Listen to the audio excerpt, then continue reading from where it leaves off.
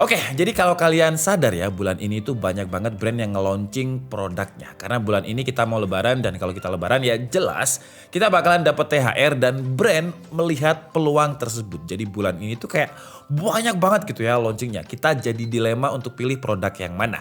Cuman kalau misalkan kalian punya budget 1 jutaan dan pengen HP yang udah bagus banget di harga 1 jutaan, kayaknya HP yang bakal kita bahas ini bisa menjadi referensi yang sangat-sangat menarik. Dan perkenalkan ini adalah Redmi 10C.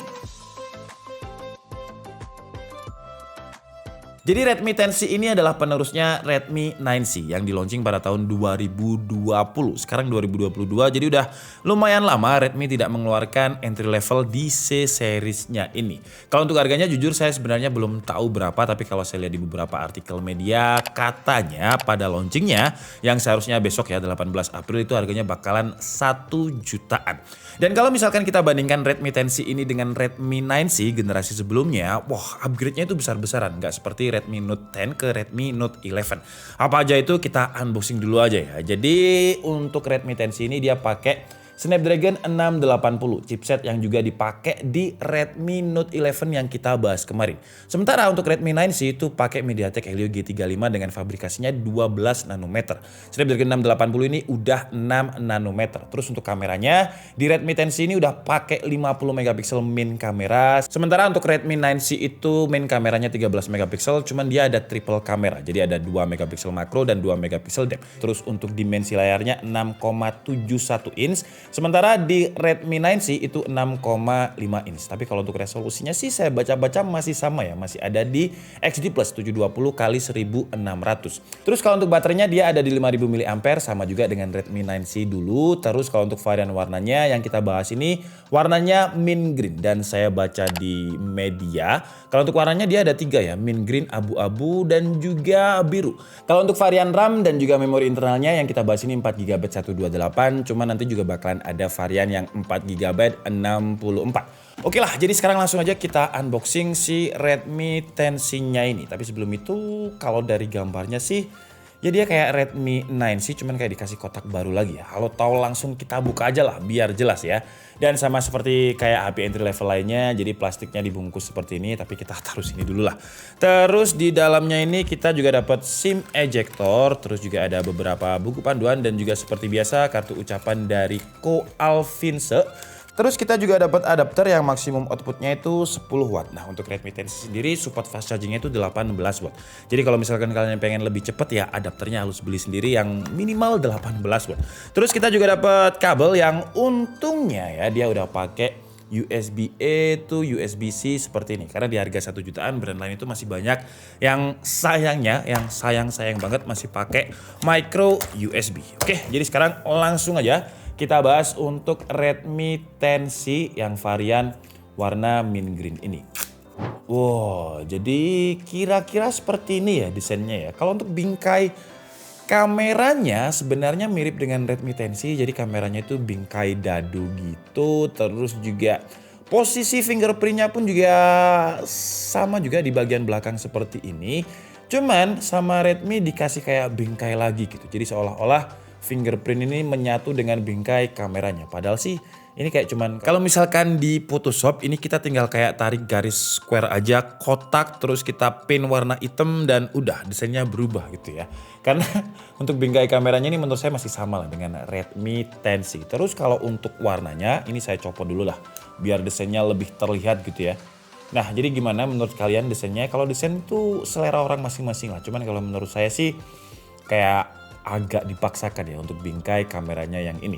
Kalau untuk varian yang warna mint green ini ya dia ada warna mintnya sih. Cuman mintnya ini kayak kurang pop up gitu warnanya. Terus di sini ada garis abstrak yang kalau misalkan kita pegang HP-nya masih kalau untuk tangan saya masih terlalu gede ya 6,7 inch. Terus untuk build quality-nya ini dia pakai plastik. Cuman kalau untuk bagian depannya ini katanya dia pakai Corning Gorilla Glass, cuman nggak dijelaskan Corning Gorilla Glass berapa. Jadi kita anggap aja ya pokoknya dia kaca gitulah ya.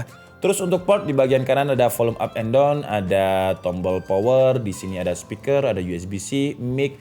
Terus di bagian kiri ada SIM tray. Terus di bagian atasnya masih ada audio jack, cuman sayangnya di sini nggak ada ear blaster ya. Jadi buat kalian yang mungkin remote AC-nya hilang, Redmi 10C ini sayangnya nggak bisa digunakan untuk pengganti remote.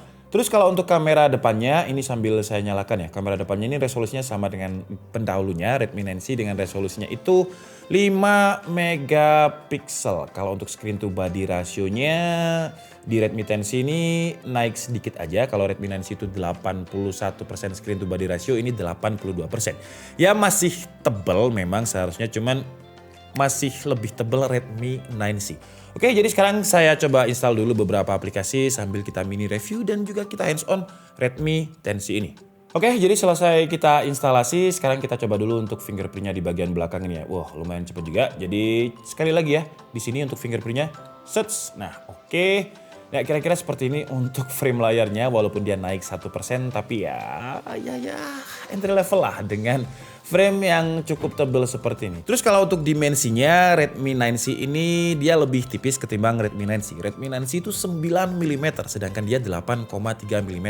Terus kalau untuk bobotnya, dia ada di sekitar 189 gram. Sementara untuk Redmi 9C itu dia ada di 196 gram. Jadi selain lebih tipis, dia juga lebih ringan juga, walaupun secara kapasitas baterai dia sama 5000 mAh. Oke, sekarang kita cobain dulu untuk mungkin kita lihat beberapa menunya. Dan untuk OS-nya dia pakai MIUI versi 13 dengan base-nya itu masih Android 11 bukan Android 12. Tadi udah saya coba untuk update, cuman nggak ada update ya di MIUI 13.02 ini.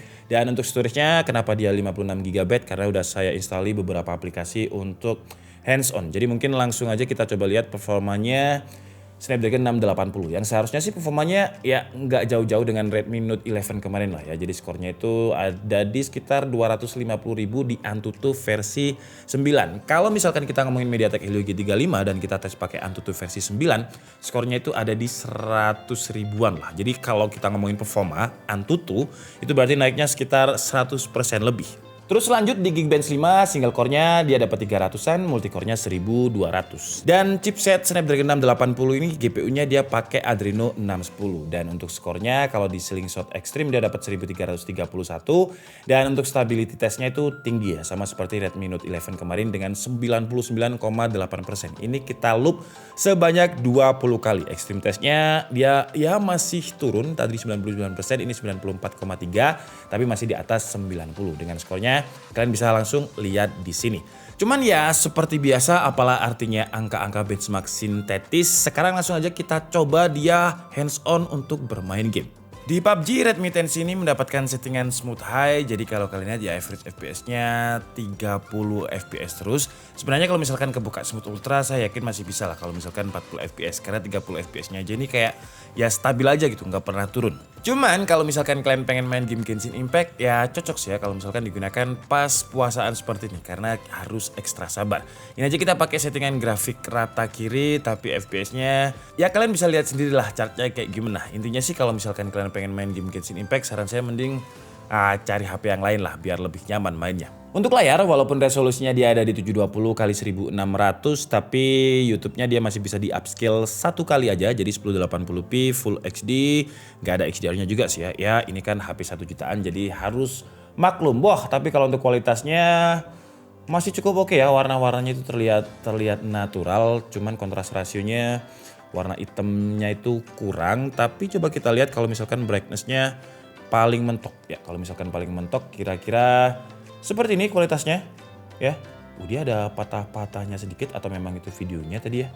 Ya jadi kalau kalian lihat ya kontras rasionya bayangannya itu kurang reality gitu. Kurang seperti apa aslinya. Cuman kalau udah nggak ada kontras rasionya, nggak ada bayangan, untuk warnanya sih masih oke. Terus lanjut untuk Netflix, dia itu ada di L1 sebenarnya, cuman karena resolusi bawaannya itu masih HD, belum Full HD, jadi maksimum playback resolusinya itu ya mentok di XD. Terus untuk XDR-nya dia juga belum support. Sekarang coba kita lihat untuk action center-nya ini menunya ada apa aja, apakah dia ada NFC, tapi seharusnya sih nggak ada ya.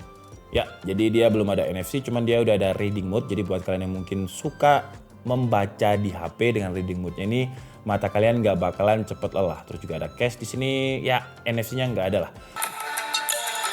Ini suara speaker 100%, memang dia powernya itu kayak kurang keluar, tapi ketika kita paksa 100% dia itu nggak pecah. Dan bassnya juga masih kerasa loh ya, walaupun memang kurang empuk, kurang berlayer gitu, tapi masih ada. Jadi untuk kalau misalkan ini nanti memang harganya 1 jutaan, menurut saya walaupun dia nggak stereo ya, suaranya mono. Jadi kalau misalkan saya tutup nih, langsung hilang suaranya, jadi belum stereo. Tapi untuk suaranya di kelas harganya 1 jutaan, menurut saya masih oke banget. Dan tadi ya yang saya rasakan ketika saya install beberapa aplikasi untuk hands on ini, itu kayak tangkapan internetnya itu lebih cepat ketimbang HP entry level 1 jutaan lain. Downloadnya pun juga lebih cepat. Kalau saya lihat sih konektivitasnya padahal dia masih pakai Wi-Fi 5, belum pakai Wi-Fi 6. Tapi kayak ngerasa lebih cepat aja gitu dibandingkan HP entry level yang lain. Dan yang saya rasakan juga layarnya ini kayak lebih licin lah ketimbang HP 1 jutaan yang lain. Jadi saya mau coba tes untuk touch samplingnya ini. Oh, dia ada di kisaran 125 Hz ya untuk touch samplingnya. Kalau untuk refresh rate-nya sih 60 Hz. Terus untuk multitouch tadi juga udah saya tes, dia bisa dapat 10. Dan sekarang mungkin kamera ya. Kameranya kita coba. Jadi untuk selfie kameranya dia masih 5 megapiksel yang kira-kira kualitasnya seperti ini.